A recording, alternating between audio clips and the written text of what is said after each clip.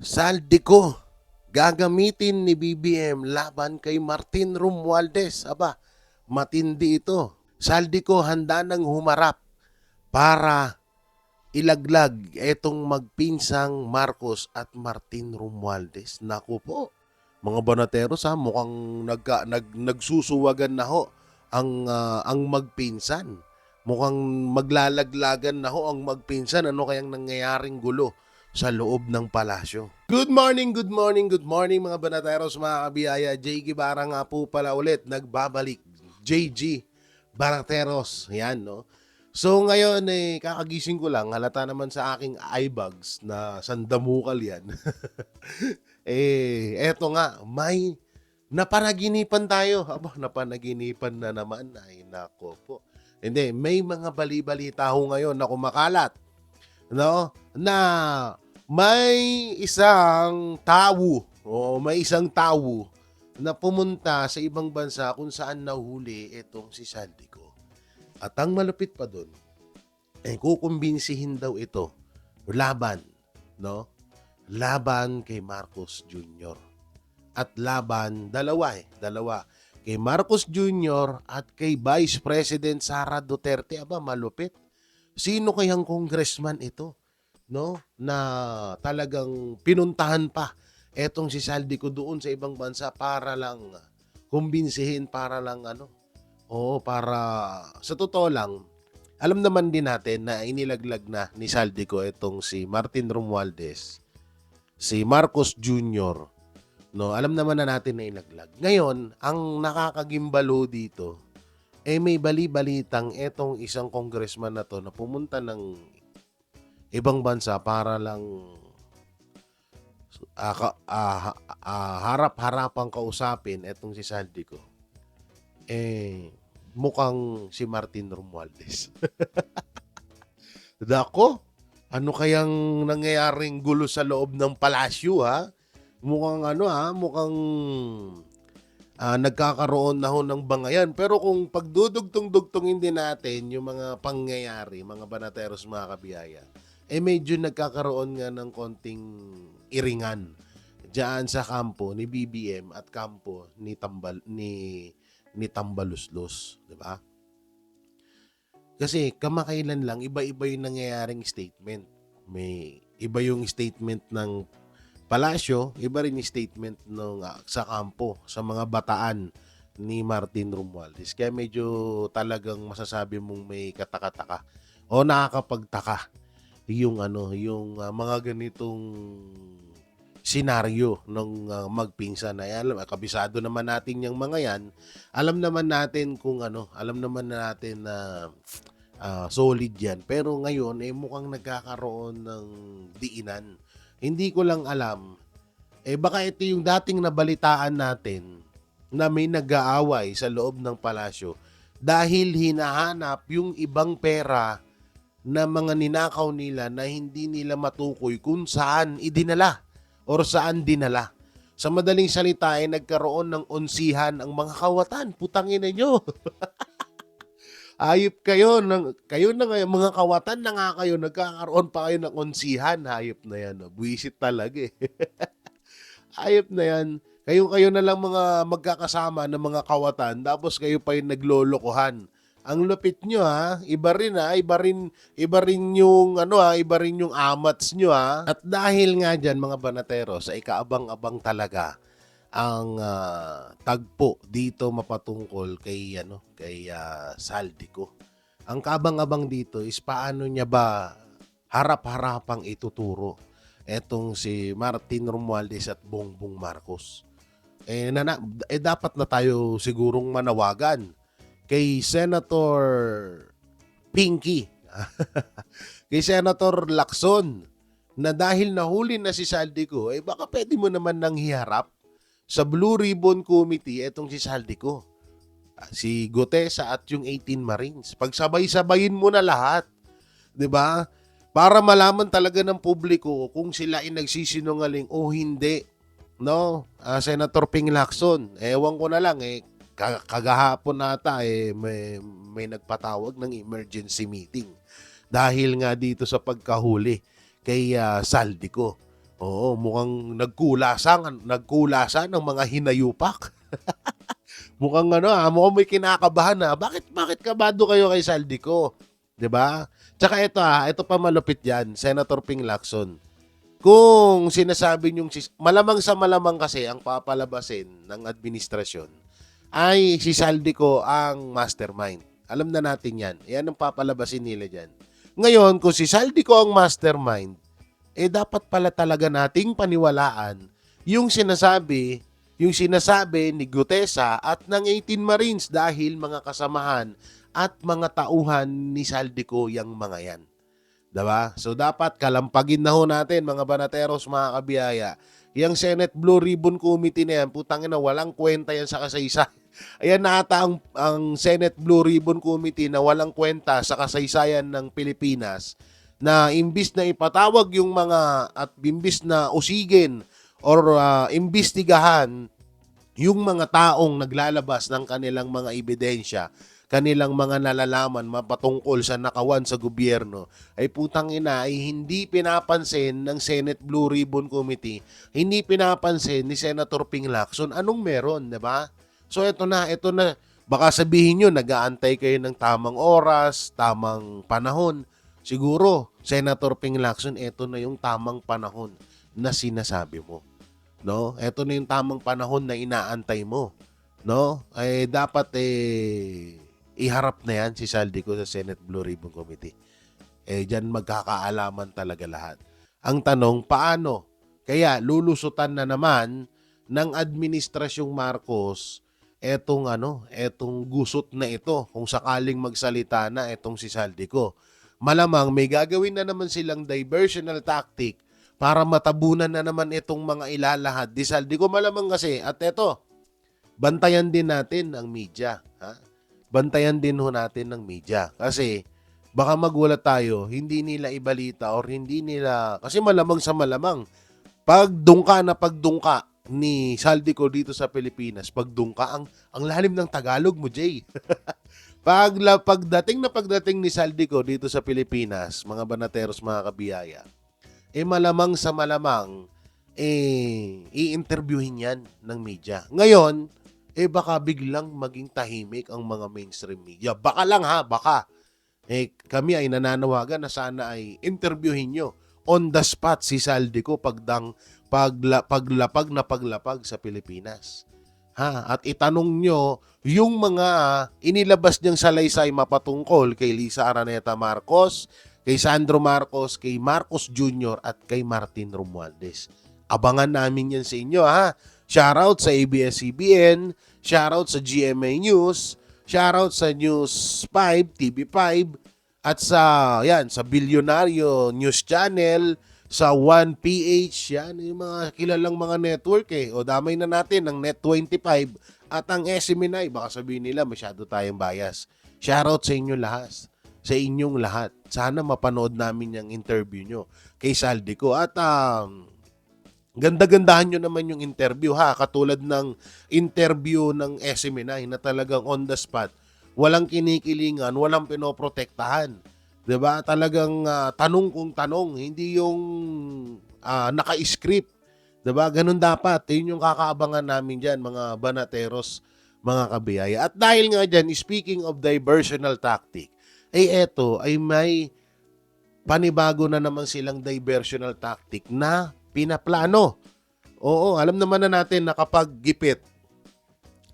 ang administrasyon ay hindi makalabas doon sa isyung yon, gagawa sila ng isang issue para ma-divert or malihis na naman yung atensyon ng publiko doon sa topic na yun. So eto basahin natin, ha. Isang nakikita ko ngayon, kasi ngayon ang nangyayari, meron daw isang witness na magdidiin sa mga Duterte, kay Senator Chis Escudero at kay former Senator Bong Revilla. Ito basahin natin, ha. Galing po ito sa Remate. 9 testigo sa Sandigang Bayan, bigong maidawit si Revilla sa Bulacan Flood Control Mess. Ayan, ha. So nakikita nyo dyan sa screen natin, ha. Oo. 9 na testigo ni isa. Bigong maidawit si former Senator Revilla. So, ibig sabihin, hindi itinuro or wala talagang kasalanan etong si former Senator Revilla. So, basahin pa natin itong mahabang, oh. Wala pang tumestigo, nagbigay ng pahayag na nag-uugnay kay dating Senator Ramon Bong Revilla Jr. sa umano'y Ghost Project, flood control project sa Pandi, Bulacan. Matapos ang isang linggo, tuloy-tuloy na ang pagdinig sa kanyang bail application sa Sandigan 3rd Division. Mula nang magsimula ang pagdinig noong Abril 6 or April 6, 2026, siyam na testigo na ang hinarap ng Office of the Special Prosecutor or matatawag na OSP upang tuluyan ang aplikasyon ni Revilla para sa bail. Ngunit wala ni isang ang nakapagpatunay ng anumang koneksyon ng dating senador sa naturang proyekto. Ay kahit di naman ako mapapaisip din, ang tagal na ho namin sinasabi sa inyo na paano makakapagnakaw si former Senator Bong Revilla sa Bulacan? Eh hindi naman siya tiga dun. Di ba? Hindi naman tiga dun si former Senator Bong Revilla. So napakalabo na makapagnakaw siya. Siguro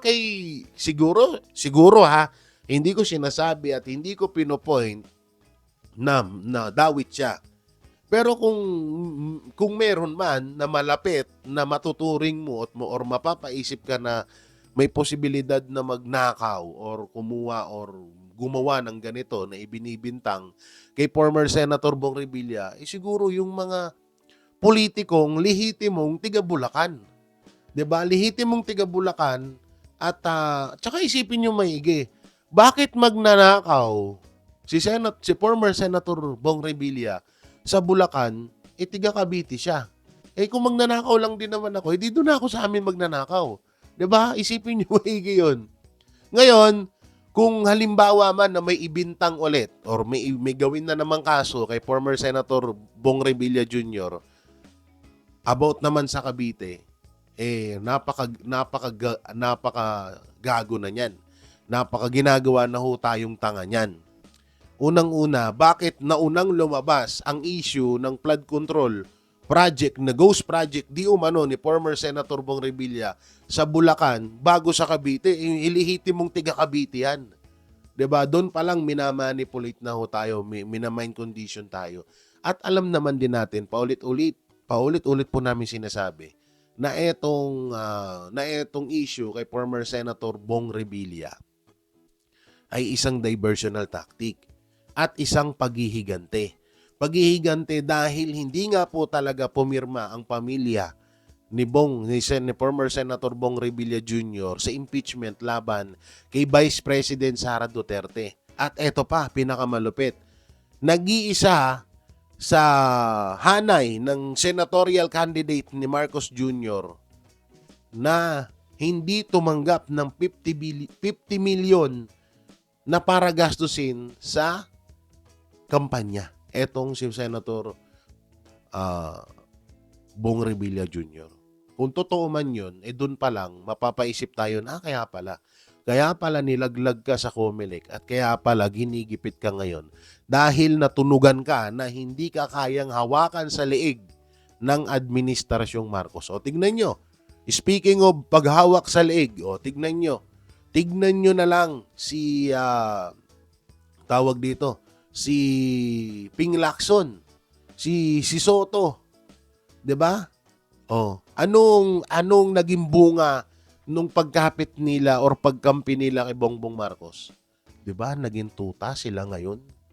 Obvious na obvious yung pagiging tuta nila si Tito Soto, si Ping Lacson.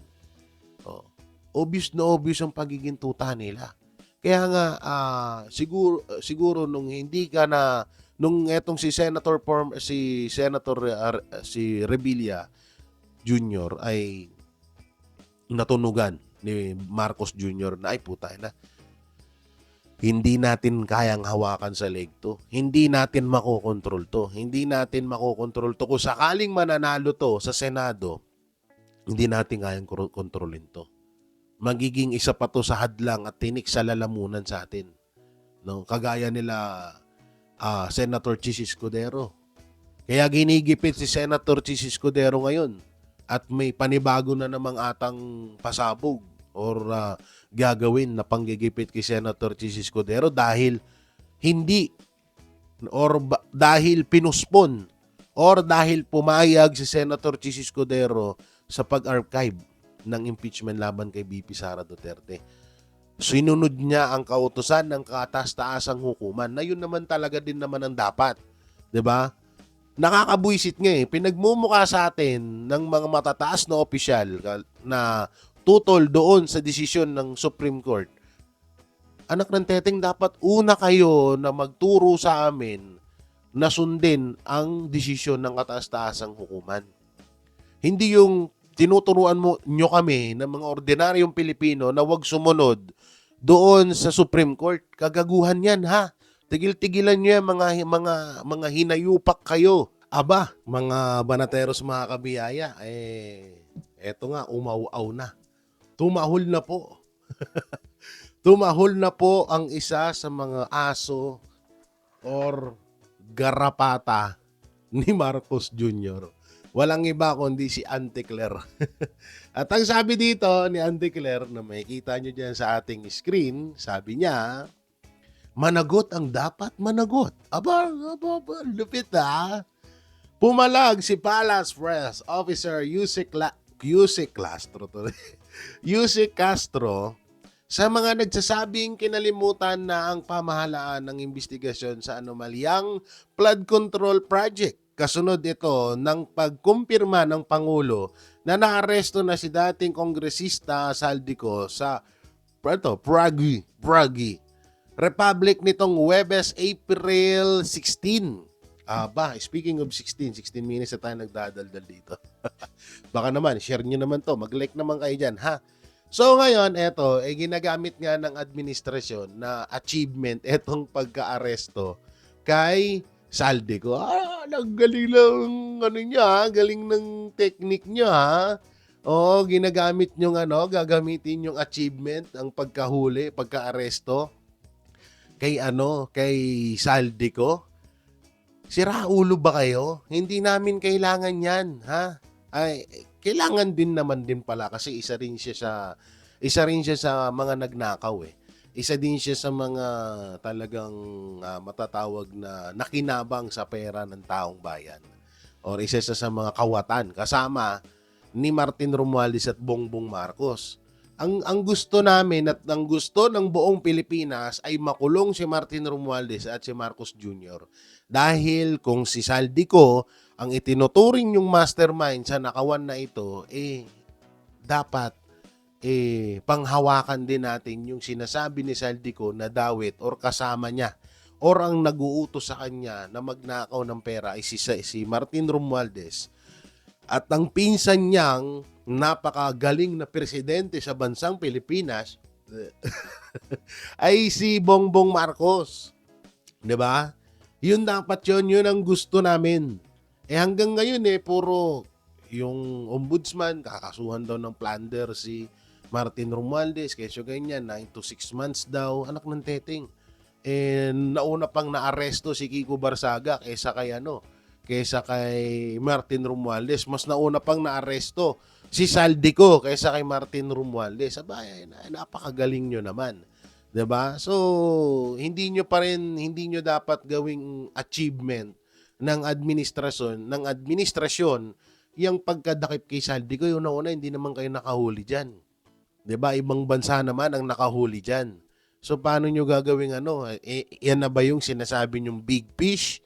Mukhang sa mga pananalita na sinasabi ni Auntie Claire, mukhang ipapamukha sa atin, mga banateros, mga kabiyaya, na ang tinuturing nila na big fish na mananagot sa flood control ay si Saldico lang. Paano si Martin Romualdez?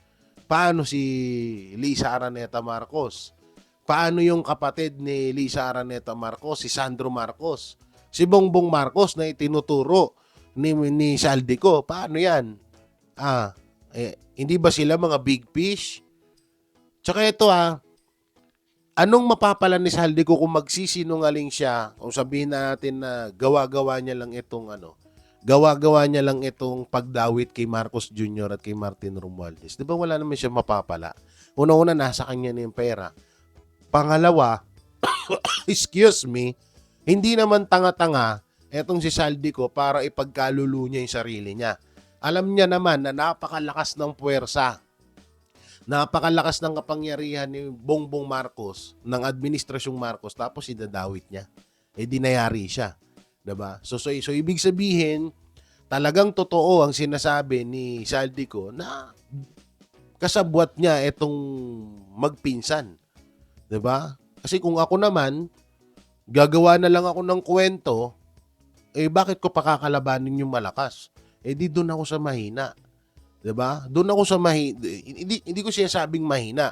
Doon ako sa maaaring magiging safe ako. Kasi halimbawa lamang po kung etong si Saldico, inilahad niya dati, inilaglag niya dati si VP Sara Duterte, safe siya ngayon. Alam naman natin 'yan. Safe si Saldico. Baka hanggang ngayon nasa Pilipinas pa rin si Saldico. Baka love na love pa rin siya ng magpinsang Marcos at Romualdez. Diba? Isipin nyo maigi yun. Love na love pa rin siya. Baka hanggang ngayon magkakasama pa rin sila. Baka hanggang ngayon nasa Congress pa rin si Saldico. Lamon pa rin ng lamon ng pera ng taong bayan. Kung halimbawa na ganun ang ginawa niya. Pero ang ginawa ni Saldico ay totoo. Idinawit niya yung totoong kasama niya sa pagnanakaw na ito. At dahil nga dyan, sa pagka-aresto ni Saldico, grabe din po, no? Grabe yung grabe po yung tawag dito, grabe po yung comment sa mga video ngayon, sa mga balita. At nananawagan po ang buong Pilipinas na ipatawag ni Senator Ping Lacson Soto etong si Saldico, si Gutesa at ang 18 Marines. Pagsabay-sabay na daw para isang largahan na. Ngayon, pinuputakti po sa mga comment section. Punta lang po kayo dyan sa mga post. Katulad yan. Etong post na to na nakita ko, galing po ito sa TV5. So, tignan nyo lang po yung mga, dyan. Tignan nyo lang po yung mga tawag dito. Tignan nyo lang po yung mga comment dyan ng mga netizen. Diba? At ito pa nga pinakamalupit dyan, no? Nag-post si Atty. Rowena Guanzon 1 minute ago. Taglay din niya ang saganang pondo. Pwede na yan, Dagio. Wala pa ring malinaw na kandidato ang admin na magpapatuloy sa Marcos legacy. Itandem na si BP ni si Martin Romualdez or John Vic.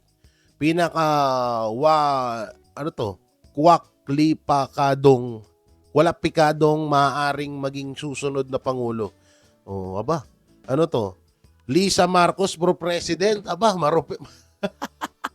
Malupit to Lisa Marcos for President. Oo, ito yung sinusulong ngayon ng mga tansuan. Lisa Marcos for President. Ang lupit nyo Ano bang nagawa ni Lisa Marcos para maging presidente ng Pilipinas? Ang lulupit nyo. Alam nyo, sa totoo lang, kakaiba talaga utak ng mga supporters ng mga Marcos. Pang planetang Mars. Pang alien Advance na advance no? Alam naman na natin na wala talagang mauhugot na maging susunod or magiging isusulong ng administrasyon sa 2028 election. Si John Vic Remulla, hindi rin yan pasado. Ngayon pa nga lang sa napakasimpleng pagpapatupad ng batas, hindi niya naman kaya ding gawin. 'Di ba? Palpak agad. Si Romualdez, itaga nyo sa bato, hindi mananalo yan pag hindi nang daya yan. 'Di ba? Sino pa? Si Sandro. Sino? Si Tulpo. Ewan ko na lang kung mananalo si Tulpo Kaya talagang tulong-tulong sila ngayon kasi nga sobrang lakas ni VP Sara Duterte. At ang malupit pa rito, nangunguna si VP Sara Duterte ngayon sa survey na kahit anong patiwakal na gawin nila, kahit sino pang witness ang hugutin nila at umiyak-iyak dyan sa mga hearing, hindi nila kayang patumbahin etong si Vice President Sara Duterte. At dahil nga dyan sa pagkahuli kay Saldico, etong si Attorney Virgilio Garcia, retired AFP General, ay nananawagan na huwag patayin si Saldico. Ay dapat daw ay ito ay makauwi ng buhay. No, makauwi ng buhay at maisalaysay niya yung mga nalalaman niya mapatungkol sa flood control scam.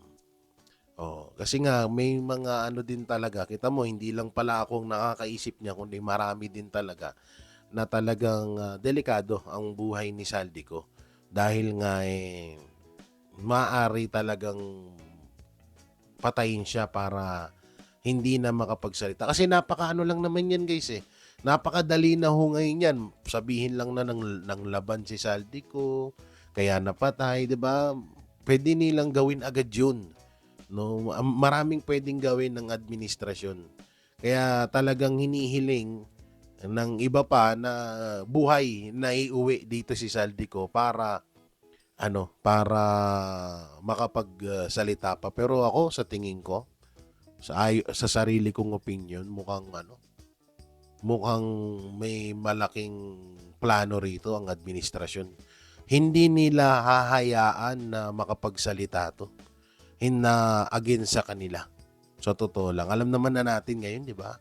Hindi na bago ho sa atin yan mga banateros na pag alam nilang against ka sa kanila, gagawa sila ng paraan para manahimik ka. Alam naman natin kung ano yung kayang gawin ng administrasyon di ba? Katulad na lang yan ni Pangulong Duterte. No, hindi nila kayang kontrolin si Pangulong Duterte sa paglalahad ng katotohanan na wala talagang kwenta itong administrasyong Marcos. Anong ginawa nila? Kinidnap nila, dinala nila sa dahig. 'Di ba? Katulad na lang yan, Seminay, ni Pastor Apollo Sikibuloy. Si Pastor Apollo Sikibuloy mismo. Hindi nila kayang suhulan si Pastor, hindi nila kayang bayaran ng dignidad, ang pagkatao ni Pastor, hindi nila kayang pasunurin sa kagustuhan nila. Anong ginawa nila? 'Di ba? Tinanggalan nila na yung prangkisa ng Seminay. Ginipit ang mga miyembro ng KOJC. Binaboy ang kanilang relihiyon. Sinampahan ng gawa-gawang kaso si Pastor. So, ano na natin hindi na bago sa atin yan kung sakali man na pag-uwi dito ni Saldico ay etong mga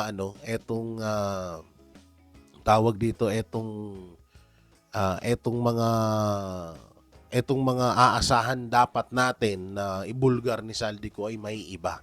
Pwedeng manahimik, pwedeng patahimikin nila si Saldico, pwedeng hindi nila pagsalitain si Saldico, pwedeng hindi nila iharap yan sa mga media, pwedeng itago nila yan. Sa totoo nga lang, ang masaklap pa dyan, hawak na nila tapos ililihim pa nila para lang hindi makapagsalita si Saldico. Palabasin lang nila na hanggang ngayon ay nandun pa rin yan sa bansa na yun, 'di ba? Pwedeng ganun ang gawin nila kahit hawak-hawak na nila si Saldico. Maraming pwedeng gawin ng administrasyon sa totoo lang. Sobrang daming pwedeng gawin ng administrasyon na imposible. No? Yung mga posible kaya nilang gawing imposible. No? So, yung mga imposible pala kaya nilang gawing posible. So, hindi na bago sa atin yan. Ngayon nga, about dun sa buhay or patay na may uwi si Saldico ay 50-50 po yan. Ayon sa para ho sa sarili kong opinion, 50-50 yan na buhay or patay na makauwi or itatago nga nila yan. May mga balibal, may mga sabi-sabi na nga ngayon na hindi daw talaga ihaharap si Saldico sa anumang hearing na mangyayari sa Pilipinas. Hindi nila hahayaan na makapagsalita si Saldico against sa kanila. Pwede siguro kung hindi against sa kanila. Kung halimbawa, ipapadikdik nila, o Saldico, ganito, para safe ka, safe ang pamilya mo, ligtas ka, idiin mo si Sara Duterte, idiin mo si Chis Escudero, idiin mo si Bato de la Rosa, si Bongo, 'di ba? Idiin mo yung mga senator na humahad lang sa impeachment kay BP Sara. Pwedeng ganun ang mangyari dyan, mga banateros, mga kabiyaya. Kaya dapat maging alerto, mapagmatsyag, lalo na ngayon na nahuli na si Saldico. Na kay Saldico kasi talaga yung pinakaalas din eh. Kapag si Saldico ang nagsalita laban sa kanila, talagang durog sila. At yun ang iniiwasan ng Administrasyong Marcos. So yan mga banateros, mga kabiyaya, ano pong magiging komento nyo ho dito sa balitang ito, no? Na yun nga, sinundo na si Saldico or hawak na si Saldico ngayon ni BBM or ng Administrasyong Marcos. So ano pong masasabi nyo dyan? Comment nyo lang po dyan sa baba at ating babasahin yan. Hindi ko maisa-isa pero binabasa ko po yan. At syempre, don't forget to like, share, comment, and subscribe sa ating YouTube channel. Paipindot na lang din po yung bell button para lagi kayong updated sa ating mga video araw-araw. At ayun, may Facebook page tayo na JG Banateros, J Guevara, TikTok account. Iba-iba po yung content dyan na ginagawa ko. May nagkukomento po ako ng bukod. Hindi nyo napapanood dito sa YouTube, pero bukod po doon sa Facebook, bukod po doon sa TikTok. So, syempre, sa lahat din ng Banateros Brothers, kaila Banat Bay, Coach Oli, Boss Dada, Master Judea, Paring RJ, Sir Jack. At ayun, sama niya rin yung mga tropa pits natin dyan na sila Boy Sardinas, Calso at Tabak Farmer. So, yun. Maraming salamat sa suporta nyo. Siyempre, sa Pamilyang Duterte at sa SMNI, Vox Populi at kay Pastor Apollo Sicobuloy. So, maraming salamat. Ingat po kayo palagi. God bless and peace. And bye-bye. Yan ang Banatero, walang inuurungan. Pag tama palakpakan, pag mali ay babanatan. Yan ang Banateros, boses ng ordinaryong Pilipino. Banateros ay walang makakaawan, walang inuurungan. Banateros